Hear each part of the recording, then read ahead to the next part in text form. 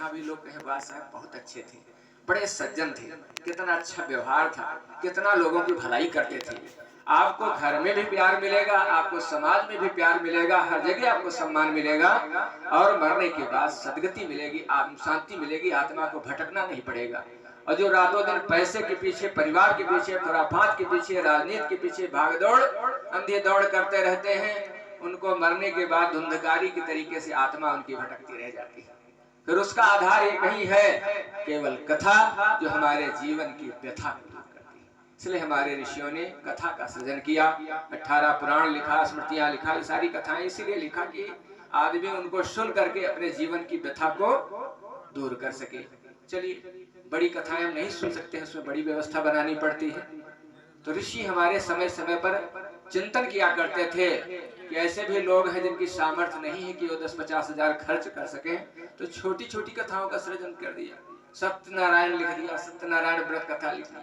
चलिए, उसी को श्रद्धा से सुनिए, उसी को जीवन में उतारिए, तो आपकी व्यथा दूर हो जाएगी। सत्य ही नारायण है, बाकी सब कुछ झूठा है, उस सत्य को पकड़िए, जीवन धन्य बन जाएगा। तो इस सत्य का बोध परीक्षित को करा दिया सुखदेव महाराज ने, तो उनको मौत का भय नहीं रह गया और परम पद को प्राप्त हो गए। आज इतिहास में परीक्षित का नाम श्रद्धा से लिया जाता है, उन्हीं के नाम पे श्रीमद् भागवत चल रही है। आज परीक्षित के नाम पर ही भागवत चल रही, नाम उन्हीं का आगे आता है। परीक्षित महाराज ने सुखदेव महाराज से कथा सुनी थी, तो निश्चित ही हम सब बड़भागी हैं। चतुर्थ दिवस है आज, 3 दिन से कथा सुन रहे हैं और अब धीरे धीरे समय भागता हुआ चला जा रहा है, फिर हम उसी काम में व्यस्त हो जाएंगे। ये समय मिला हुआ है, उसका सदुपयोग कर लें। कल की कथा में आपने भगवान के अनेक अवतारों की कथा सुना था। भगवान जब इस धरती पे पाप बढ़ता है तो किसी न किसी रूप में अवतार लेकर के धरती का उद्धार करते हैं, यही उनका उद्देश्य है। असुर मारे थापहि सुरन, राखहि निज श्रुति सेतु, यही उद्देश्य उनका है। तो भगवान समय समय पर अवतार लेते रहे हैं। जब राजा बलि फिर से इंद्रासन ले लेता है, देवता फिर बारे बारे फिरने लगते हैं और उसके बाद उसने अश्वमेध यज्ञ ठान दिया। अब ये हुआ कि 100 अश्वमेध जो पूरा कर लेता है उसका इंद्रासन पक्का हो जाता है, वो इंद्र की पदवी पा जाता है। तो इंद्र अब घबराए, 99 अश्वमेध पूरे हो गए, 100वां अश्वमेध होने वाला था। नारद बाबा ने आकर के बताया, इंद्र अब घबराए, अब क्या होगा। भगवान नारायण के पास गए कि प्रभु कुछ करिए, अगर इसका अश्वमेध पूरा हो गया तो फिर हमें फिर कभी इंद्रासन प्राप्त नहीं होगा। भगवान ने कहा चिंता न करो, सब ठीक होगा। और भगवान कश्यप के पास जाते हैं। कश्यप ने तपस्या किया था, कश्यप अदिति ने भगवान को पाने के लिए पुत्र के रूप में, तो कश्यप से कहा कि अब समय आ गया है, मैं आपके यहाँ जन्म लेने वाला हूँ। इसलिए उन्हें पयोव्रत का संकल्प कराया, जो गाय के दुग्ध पर फागुन के महीने में अनुष्ठान किया जाता है। जो उस अनुष्ठान को करती है नारी, उसे एक अच्छी संतान प्राप्त होती है, देवताओं जैसी संतान प्राप्त होती है। वो विधान बता दिया और उसका उन्होंने अनुष्ठान किया और भगवान नारायण अदिति माता के गर्भ में आ जाते हैं। और वो समय आता है, भाद्रपद का महीना है, भादों के महीने में द्वादशी तिथि थी, अभिजित नक्षत्र था और भगवान अदिति के गर्भ से जन्म लेते हैं।